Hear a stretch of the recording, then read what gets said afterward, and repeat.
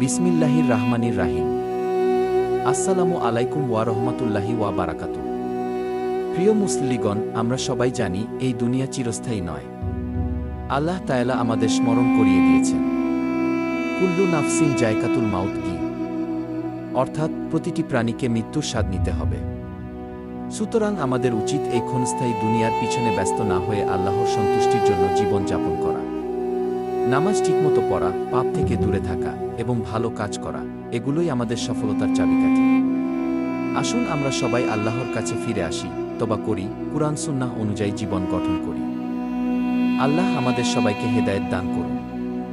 আমিন।